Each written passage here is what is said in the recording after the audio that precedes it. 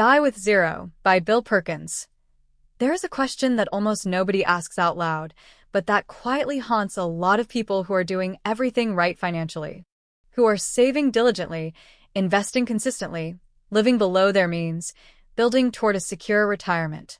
The question is this: what if I'm doing it too well? What if I'm so focused on saving for the future that I'm quietly robbing the present? What if I spend decades deferring the life I actually want to live, and by the time I finally feel like I can afford to live it, I'm too old, too sick, or too tired to enjoy it the way I once could? This is the question at the center of Die with Zero by Bill Perkins. And before you assume this is just a permission slip to spend recklessly, it isn't. Perkins isn't telling you to blow your money on impulse and worry about it later. He's making a much more precise and philosophically serious argument that the way most of us think about saving and spending is fundamentally backwards, that we are optimizing for the wrong thing, and that if we don't correct course deliberately, we will arrive at the end of our lives having spent it largely working to accumulate wealth we never actually used to live. Perkins is a hedge fund manager, an energy trader who has personally generated over $1 billion in returns, a film producer, and an avid poker player with millions in tournament winnings. He is, by any measure, a wealthy man. And he's writing this book not from a place of financial recklessness, but from engineering-level precision. He approaches the question of how to spend a life the way he approaches a complex optimization problem, given finite time, finite health, and finite money. How do you extract the maximum amount of genuine fulfillment from those resources? And his conclusion, provocative, uncomfortable, and ultimately compelling, is that almost all of us are doing it wrong. Let's walk through it together from the very beginning. Part 1. The ant and the grasshopper. Rethinking the fable. Bill Perkins opens the book by revisiting one of the most powerful stories we tell children about money. Aesop's fable of the ant and the grasshopper. You know it. The ant spends all summer working, storing food for winter, being disciplined and responsible. The grasshopper spends the summer playing, singing, enjoying the warmth. When winter arrives, the ant is comfortable and fed. The grasshopper is cold and hungry. The moral, as it's been taught for centuries, is clear. Be the ant. Save. Sacrifice now to protect your future. Perkins doesn't reject this fable entirely. He accepts it up to a point. Yes, you need to save. Yes, you need to think about the future. Yes, the grasshopper who saves nothing and plans for nothing ends up in genuine trouble. He's not arguing for grasshopper behavior, but he wants you to look at the other failure mode, the one nobody talks about. The ant who saved so compulsively, so automatically, so driven by fear of an imagined future winter that it never stopped to enjoy the summer at all. And here's the thing, for many of us, the winter never comes the way we feared.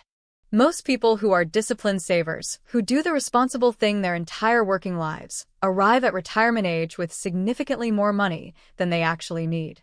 Studies consistently show that retirees with substantial savings die having spent down only a small fraction of what they accumulated. One piece of research Perkins cites found that people who entered retirement with $500,000 or more had spent less than 12% of their savings by the time they died. They left behind almost 90% of what they'd built. They worked for it. They sacrificed for it. They deferred living for it. And then they left it unspent. That, Perkins argues, is a tragedy. Not a financial one.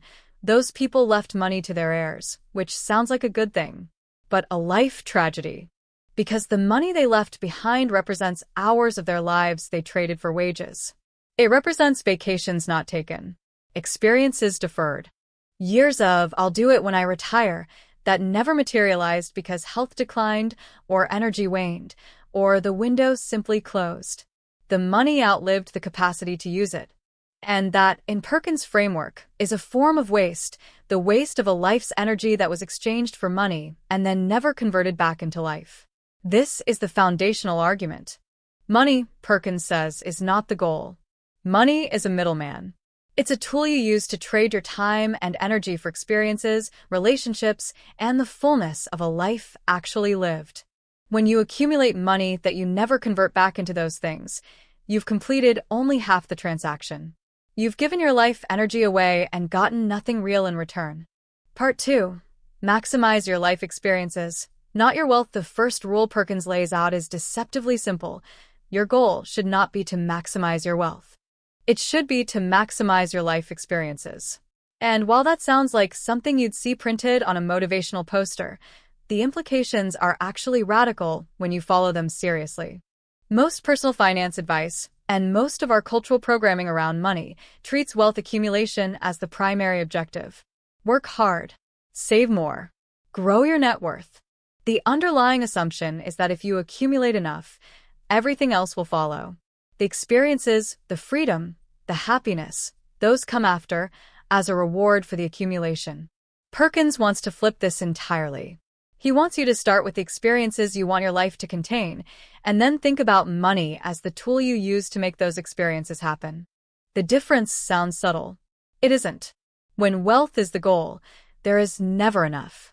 The number keeps growing and the goalposts keep moving and the experiences keep getting deferred because there's always a slightly safer, slightly larger number you could aim for first. When experiences are the goal, you have a target. You can look at your life and ask, am I actually doing the things I said mattered to me? Am I trading my time for money in proportion to what that money is buying me in actual life? He uses the concept of life energy throughout the book, borrowed originally from the personal finance classic Your Money or Your Life by Vicki Robin. Life energy is your time, your health, your vitality. It's the finite, non-renewable resource that you exchange for wages when you work. Every dollar you earn represents some amount of your life energy. And every dollar you save and never spend is life energy you gave away and never got back. It's gone. Permanently. This framing changes things. It makes saving not feel noble and virtuous in all cases, but rather something that needs to be done thoughtfully and proportionally. You should save what you need. You should invest to ensure future security. But beyond that, beyond the point where your future needs are genuinely covered, every additional dollar saved represents life energy that could have been converted into something real and isn't. Being. Part 3. Memory Dividends. Why experiences are the best investment. This is the conceptual heart of the book. And it's one of the ideas that tends to stick with people long after they've forgotten everything else. Perkins introduces the concept of memory dividends, and once you understand it, you'll never look at experiences versus money the same way again. Here's the idea. When you spend money on a material possession, a car, a piece of electronics, a piece of clothing, the value of that thing depreciates over time. The car gets older.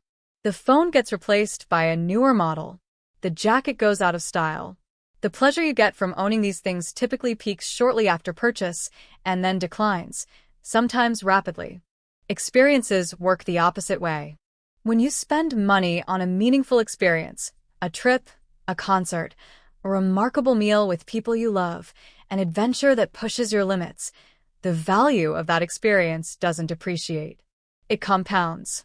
Because every time you remember it, every time you tell the story, every time it comes up in conversation with the people who shared it with you, you relive some portion of the joy and connection of that moment. The experience pays you dividends in memory, year after year, for the rest of your life. Perkins walks through this with a vivid personal example. He went on a backpacking trip to Europe when he was in his early 20s with almost no money, borrowing enough from his boss Joe Farrell to cover the basics. By any objective measure, the trip was cheap, slightly chaotic, and financially uncomfortable. But decades later, it remains one of the defining experiences of his life. He has drawn on those memories thousands of times. He has told those stories at dinners, at parties, in quiet moments of reflection. That trip has paid memory dividends for 30-plus years, and it will continue paying them until he dies. Now compare this to someone who, instead of taking that trip at 22, chose to keep working and saving, adding to their retirement account, being responsible. They might have an extra few $1,000s in savings, but they have no memories from that chapter of their life. No stories. No formative experiences. The money sits in an account, but the 22-year-old summer, with all its wildness and possibility and freedom, is gone forever. And here's the crucial part. That version of summer, The one that belongs to your 22-year-old self with that specific energy and freedom and health and lack of obligation cannot be purchased later. No amount of money at 65 can buy you back that particular experience. The window closed. This is why Perkins says that experiences, unlike money, have time value that works against delay. A dollar saved today can grow into more dollars through compounding. But an experience deferred today doesn't grow. It diminishes because your capacity to have that specific experience at its fullest richness is tied to your age, your health, your energy, your circumstances, and the relationships available to you at that moment. Wait too long, and some experiences become impossible. Others become merely possible but diminished. The mountain you could have climbed at 30 becomes the mountain you can only look at from a tour bus at 70. Part 4. Your money has a best-by date. Spend it when it has maximum impact, building directly on the memory dividend idea. Perkins makes an argument that is obvious once you see it, but that our financial culture almost never acknowledges. Your ability to enjoy money changes dramatically with age, which means the value of a dollar is not the same at 30 as it is at 80. And a financial plan that treats all future years as equivalent is making a serious error. Think about what you can do with money at 30 versus what you can do with it at 75. At 30, you have the health, the energy, the flexibility, and often the lack of obligation to do almost anything. You can backpack across Asia. You can quit your job and spend 6 months learning something new. You can go deep-sea diving or run a marathon or drive cross-country with no fixed itinerary. At 75, even if you have significantly more money, many of those things are simply not available to you. Your body has changed. Your mobility may have changed. Your health may limit what you can do and where you can safely travel. The experiences that were open to you at 30 have a physical and biological expiration date, and no amount of money postpones it. Perkins divides life into what he calls go-go years, slow-go years, and no-go years. The go-go years are roughly your 30s through your early 60s, the period when you have both the health and, increasingly, the financial resources to pursue the fullest range of experiences. The slow-go years are when health and energy begin to decline, when your mobility narrows and your appetite for adventure softens. And the no-go years are the final chapter, when for most people the world has contracted significantly and the primary needs are comfort, care, and connection. Traditional financial planning largely ignores this reality. It treats retirement as the reward, the moment, typically at 65 or later, when you finally get to enjoy the money you've accumulated. But Perkins points out that the go-go years peak significantly before 65 for most people. The years of maximum health and maximum wealth, the real golden years, typically fall somewhere between 45 and 60. And yet that's precisely when most disciplined savers are in their most aggressive accumulation phase, still deferring experiences and telling themselves the good stuff comes later. The practical implication is striking. You should plan to spend more earlier and less later than conventional retirement wisdom suggests. Not recklessly, not without a safety net, but with a genuine recalibration of when you allocate your resources relative to when you can actually get the most from them. Part 5. No regret spending and the cost of waiting. Perkins tells a story early in the book that he returns to several times, because it illustrates his core argument with such painful clarity. When he was in his early 20s, making about $18,000 a year as a junior clerk on the floor of the New York Mercantile Exchange, he proudly told his mentor Joe Farrell that he'd managed to save $1,000. He was pleased with himself. Responsible. Prudent. Farrell looked at him and said, essentially, that he was being an idiot. Not because saving is bad, but because Perkins was on a trajectory where his future income would dramatically outpace his current income. By hoarding every dollar at 22, he was depriving his current poor self to benefit his future wealthy self, a future self who would have far more money and far fewer of the things that make 22-year-old experiences irreplaceable. The 22-year-old version of him needed those experiences more than the 45-year-old version needed the extra few $100s in the bank. This is the logic Perkins calls no-regret spending. Not every expenditure is worth it. Not every impulse deserves indulgence. But some spending, spending on experiences that align with who you are at a specific moment in your life. That would have a meaningful impact on your sense of having lived fully, is spending you will never regret. And the cost of not doing it is not zero. The cost is the experience itself, which you don't get to have, which cannot be returned to, which becomes a permanent absence in the story of your life. He encourages readers to think about experiences they've had that they're grateful for and ask, what if I had waited? What if I had been more responsible and saved that money instead? In most cases, the honest answer is that they would have had more money and significantly less life. And then to ask the harder question, what experiences am I currently deferring in the name of responsibility that I will one day wish I hadn't? Part 6. Time Buckets. A smarter alternative to the bucket list. Almost everyone has heard of a bucket list, a list of experiences you want to have before you die. And the concept sounds fine in theory. Have big dreams. Don't let life pass you by. But Perkins has a specific and significant critique of the way most people approach bucket lists, and his alternative is more practical and more urgent. The problem with a traditional bucket list is that it treats all experiences as equally feasible at any point in life, and death as the only deadline. If you want to climb Kilimanjaro, it goes on the list. If you want to learn to surf, same list. If you want to spend a month in Japan, same list. And because death feels distant for most people most of the time, the list doesn't create urgency. I'll get to it eventually. There's time. I'll do it when I retire. The bucket stays full and life passes. Perkins proposes instead what he calls time bucketing. Rather than one undifferentiated list, you organize your desired experiences into time periods, into the decades of your life, when those experiences are best suited and when you're most capable of having them at their fullest. Some experiences belong in your 20s and 30s, the physically demanding ones, the ones that require the most freedom and flexibility, the ones where youth and energy are part of what makes them special. Some belong in your 40s and 50s, the ones that benefit from your greater financial security and life perspective.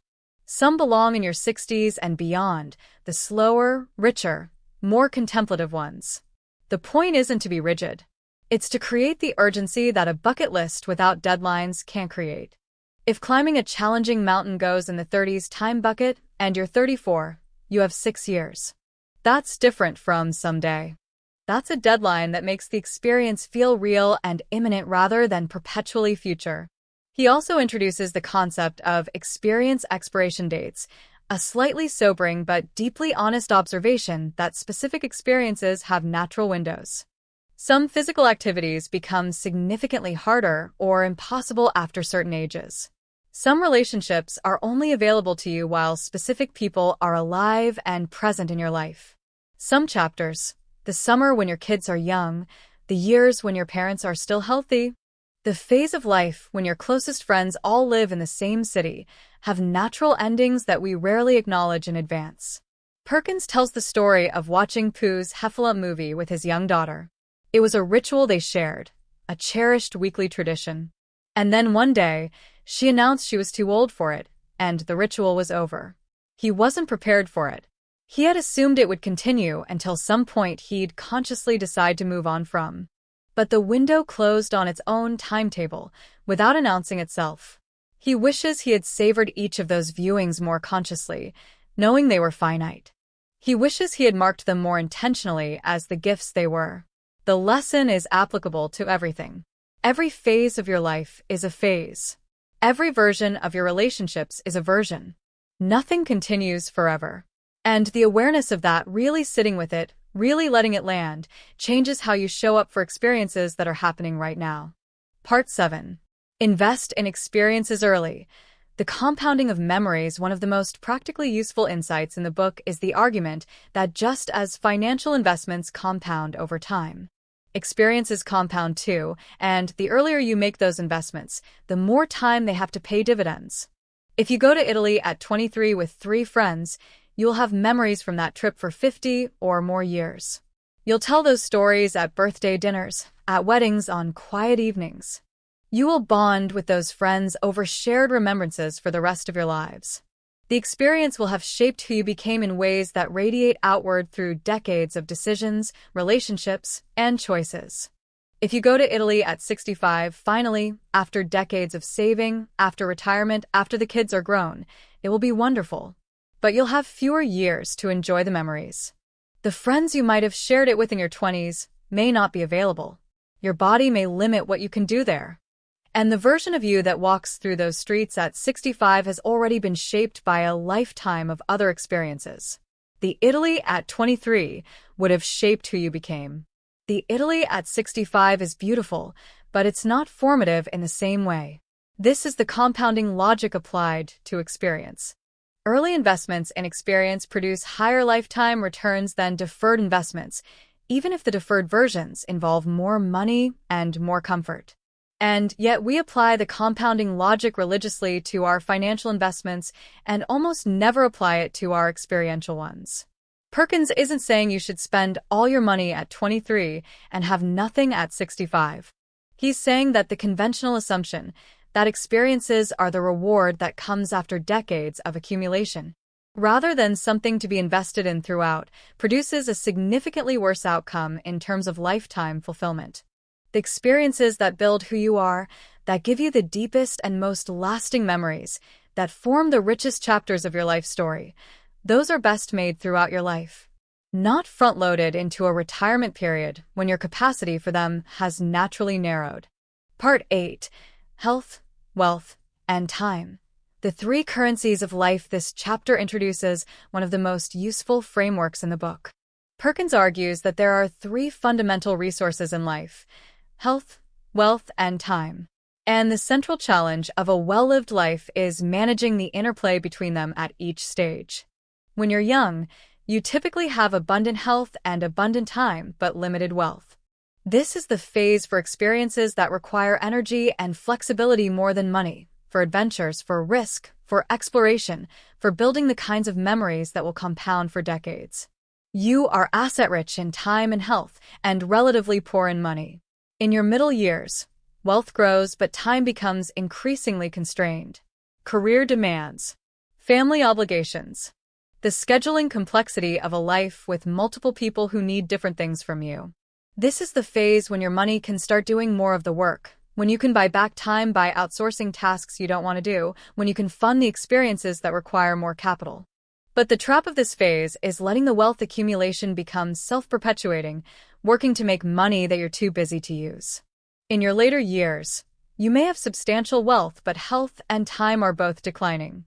The range of experiences available to you narrows. The energy for adventure diminishes. And no amount of money reverses this. A retiree with $2 million cannot buy back their 40-year-old knees, their 50-year-old energy, or the years they spent at their desk instead of with their children.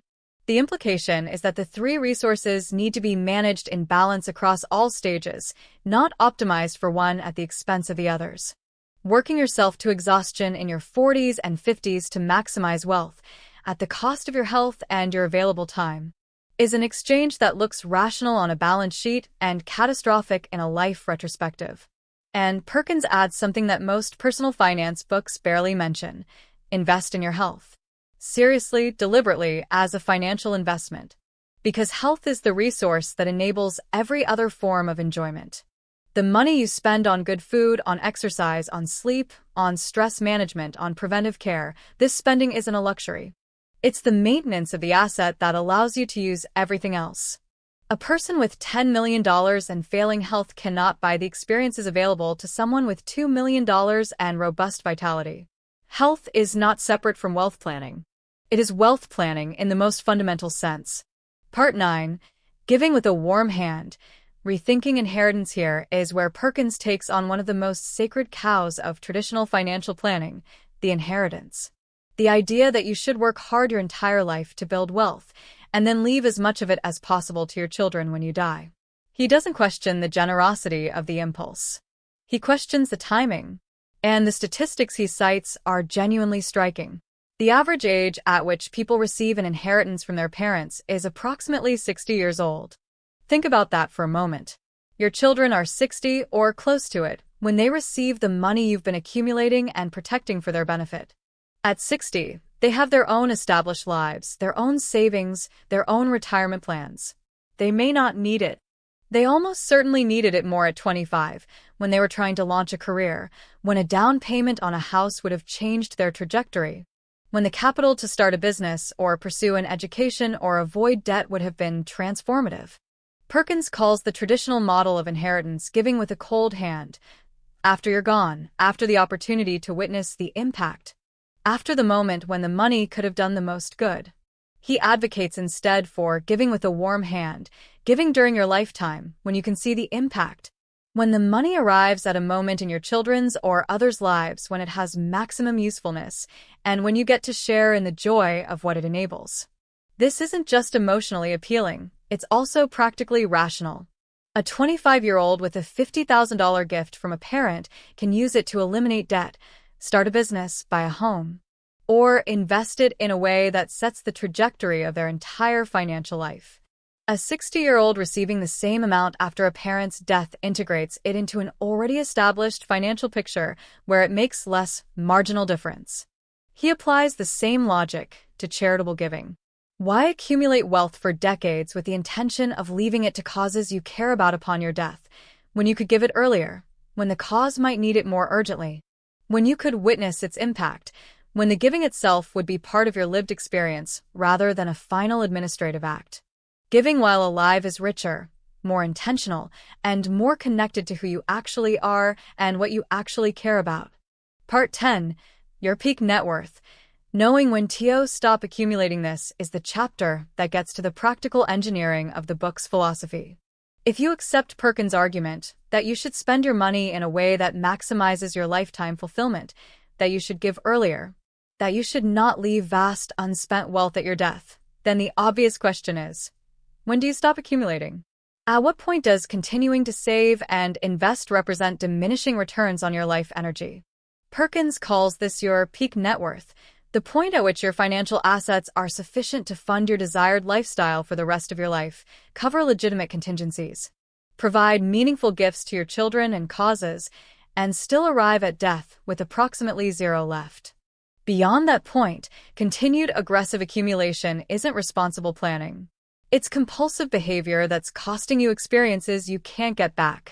Calculating this number is complex and personal, involving your life expectancy, your expected health trajectory, your desired spending in each phase of life, your risk tolerance, and the genuine uncertainty of all of those variables. Perkins doesn't pretend it's simple, but he argues that most people with significant savings could reasonably calculate something in this neighborhood and recognize that they crossed it long ago, that they've been accumulating past the point of utility for years, sacrificing real life for an abstract security that was already achieved. He also addresses the two risks that most people are trying to avoid through indefinite accumulation: dying poor and leaving their children nothing. On the first risk, he advocates for annuities as a tool that makes more sense than most people think, a product that essentially transfers the risk of outliving your money to an insurance company, allowing you to spend more confidently during your life without the constant fear of running out. On the second, as discussed, he advocates for giving earlier when it has more impact, rather than maximizing the bequest at death. The goal isn't to die with literally $0. That would require knowing your exact death date, which none of us have. The goal is to approach zero deliberately, intentionally, as the result of a life fully used rather than arriving at it by accident. And the alternative, arriving at death with enormous wealth, represents a life not fully used, which Perkins finds much more concerning than the risk of running slightly short. Part 11. Don't live the same year 50 times. The trap of autopilot. One of the most stinging observations in the book is this: most people do not live a long life. They live a short life, repeated many times over. The same routines, the same choices, the same patterns of saving and spending and deferring year after year until the years run out. Autopilot, the psychological tendency to keep doing what you've been doing without deliberate reassessment, is financially protective in some ways. If you've set up automatic contributions to your retirement account, autopilot is great. But autopilot is also what keeps people locked into patterns that no longer serve them, what keeps experiences deferred indefinitely, what keeps someday perpetually in the future. Perkins wants you to interrupt the autopilot. To step back and ask, with genuine honesty, is the life I'm living right now the life I want to have lived? Is the balance between working and experiencing, between saving and spending, between security and adventure, is that balance actually right? Or did I just inherit it from cultural programming and habit and never consciously choose it? He specifically calls out the cultural story about work. Our culture treats work as inherently virtuous. More is always better. Harder is always better. Longer is always better. This makes it very easy to justify overworking as diligence when it's actually compulsion. When the drive to earn and accumulate becomes the thing you're living for rather than the tool you're using to live, something has gone wrong. The culture makes it very hard to see this because it rewards the compulsion and calls it success. The question Perkins asks, implicitly and explicitly throughout the book, is one worth sitting with. At the end of your life, looking back, what will you wish you had done more of? More working? More saving? Or more living, more being present, more experiences, more connection, more of the particular things that make your specific life feel like yours? For almost everyone, the answer is obvious. The question is whether we can hear it now, while there's still time to act on it. Part 12. Balancing Safety and Living.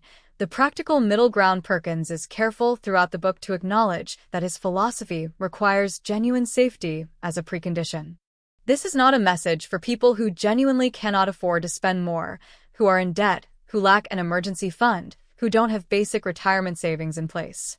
That person needs, first, the conventional advice: save, build a cushion, get your foundation solid. But once that foundation is solid, once you have genuinely covered your bases, the conventional advice keeps pushing you to keep accumulating, indefinitely, without acknowledging the point at which you've crossed from prudent security into compulsive hoarding. And that's where Perkins wants to intervene. His practical advice for navigating this balance includes several tools. The first is survival insurance, specifically annuities and long-term care insurance, as ways of outsourcing the catastrophic risks that make people reluctant to spend. If you've transferred the risk of outliving your money to an annuity provider, you can spend your remaining assets more freely. If you have long-term care insurance, you've covered the scenario that most people fear most: becoming medically dependent in old age without resources to cover the cost. The second is what he calls separating your money into different buckets mentally, not the time bucket framework from earlier, but a financial one. Identify the money that is genuinely spoken for, the money that covers your basic needs for the rest of your life, adjusted for inflation and a reasonable longevity assumption. Identify the money you want to leave as gifts to children or charity, and set those aside with a plan to deploy them deliberately. Whatever remains, the true discretionary surplus, is the money you should be spending with intention and urgency rather than continuing to accumulate. He acknowledges that getting this right involves uncertainty and that the math is imprecise. You don't know how long you'll live. You don't know what healthcare will cost. You don't know what market returns will be. But he argues that the fear of these uncertainties drives people to perpetual accumulation as a hedge against every possible bad scenario, and that this hedge has a cost that is itself enormous. The cost of the life you didn't live while protecting against worst cases that mostly don't materialize. Because Die with Zero is a genuinely stimulating book with ideas that are worth wrestling with, and it also has some significant problems that deserve a thorough airing. And I want to be honest about them in a way that feels real, not just academic. Let's start with the most obvious one, because it's the one that pretty much every reader notices and that the book itself barely acknowledges. Bill Perkins is worth somewhere around $400 million. He generated over $1 billion as an energy trader. He throws birthday parties where he flies all his friends to private islands and hires bands for private concerts. He uses these events, not with embarrassment but with apparent enthusiasm, as examples of well-spent money. And while his core philosophical arguments don't require this level of wealth to be valid, the lived examples he uses to illustrate them are so wildly out of proportion to most people's reality that they undermine the universality he's trying to claim. When an ordinary person reads about Perkins throwing that party and thinks, yes, I should spend more on experiences, they might go out for a nicer dinner. That's actually reasonable. But the book's aspirational examples keep creating a ceiling that most readers will never reach. which makes the whole thing feel like a philosophy for the already wealthy rather than a genuinely accessible life framework. The concept is sound. The illustrations often aren't. Second, and more substantively, the book's advice is primarily directed at a very specific financial profile, people who are high earners, who have already accumulated significant savings, who are genuinely oversaving relative to their likely needs, and who need permission to spend more freely. This is a real group of people, and they genuinely benefit from this message. But the book presents itself as universal wisdom about money and life, which it isn't. For someone who is not yet financially stable, who doesn't have an emergency fund, who has high-interest debt, who hasn't started investing for retirement, this spend more on experiences message is not just unhelpful. It could be actively harmful. Perkins includes a disclaimer about this, but it's brief and easily overlooked. And the overall energy of the book doesn't communicate. This advice requires a certain baseline, with nearly enough force. Third, the longevity problem. The entire architecture of the Die with Zero philosophy assumes that you can, with reasonable accuracy, estimate how much money you need for the rest of your life and spend down to approximately zero. But longevity is genuinely, deeply unpredictable. People regularly live 15 or 20 years longer than they expected. Medical needs in the final years of life can be catastrophically expensive in ways that no amount of long-term care insurance fully covers. The annuity solution Perkins recommends is real and useful, but it also requires capital, and it still leaves people exposed to healthcare costs that can exceed what any insurance product fully absorbs. There are real people who followed philosophies similar to this one, who spent generously in their healthy years, who didn't oversave, who figured they'd cover their bases, and who found themselves genuinely financially strained at 85, dependent on family or social systems in ways they never anticipated. The book acknowledges longevity uncertainty, but doesn't fully reckon with what it means in practice for the people whose lives extended much further than the models assumed. Fourth, the experience as investment framing, while beautiful and real, also has limits that Perkins doesn't acknowledge. Not everyone processes meaning the same way. For some people, the deep security of a well-funded retirement account, the knowledge that their future is genuinely protected, is itself a profound source of well-being and even a kind of richness. These people are not neurotic oversavers who have lost sight of life. They are people for whom security and provision are genuine values, not fears to be overcome. A philosophy that treats their preference as a pathology to be corrected is missing something important about human diversity. And here's the one that stings a little if you really sit with it. The memory dividend concept, while emotionally compelling, is not quite as clean as it sounds. Not all experiences pay dividends the way Perkins suggests. Plenty of expensive experiences produce mediocre or even negative memories. A trip that goes wrong, a dinner that's a disappointment, an adventure that turns out to be exhausting rather than exhilarating, these happen. And conversely, plenty of simple, inexpensive moments produce the richest memories of a life. The birth of a child, an evening with an old friend, a walk in familiar woods. The relationship between money spent and memory earned is far less linear than the book implies. Fifth and finally, and this is the most relatable critique for most people reading this, the book is better at telling you what to do than at helping you actually do it. Spend more on experiences, save less than you think you need, give your money away while you're alive to see the impact. Great. But the psychological inertia working against all of this is enormous. We have deeply ingrained habits around spending and saving that were formed over decades and that resist intellectual argument. Reading a book and agreeing with it is miles away from actually restructuring the way you relate to money. And for a book that positions itself as a practical guide to living differently, it spends relatively little time on the actual psychological work of changing deeply embedded financial behavior. None of this means you shouldn't read Die with Zero. You should. Because even accounting for all of these caveats, the central question it asks is one that genuinely deserves to be asked. Are you living, or are you only preparing to live? Are you extracting genuine meaning and experience from the money you work so hard to earn, or are you accumulating it past the point of reason? sacrificing the present for a future that may arrive too late or not at all? Those questions are uncomfortable and important, and they don't have easy answers. But asking them, really asking them, with honesty and without the comfortable automatic assumption that more saving is always better, is the beginning of something that might change how you live the rest of your life. Final Thoughts Die with Zero is ultimately a book about mortality. Not in a morbid way, in a clarifying way. It uses the fact of death as a lens through which to see life more honestly.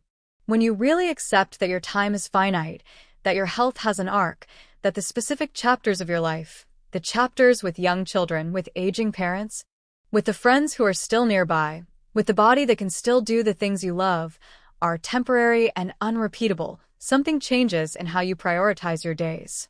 The book is asking you to live with the end more consciously in mind.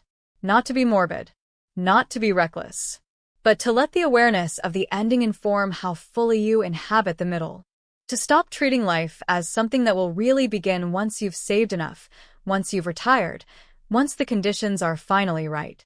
To recognize that the conditions are right now, imperfect, insufficient, uncertain, just like they always are, and that the experiences you're deferring are being deferred into a future that may look very different from what you're imagining. Perkins' message, stripped to its core, is this: money is a tool. Life is the point. And the moment the tool becomes the point, you've lost the thread. The goal was never the number in the account. The goal is always what the account makes possible: the experiences, the connections, the adventures, the generosity, the moments that become memories that pay dividends for the rest of your days. Spend accordingly.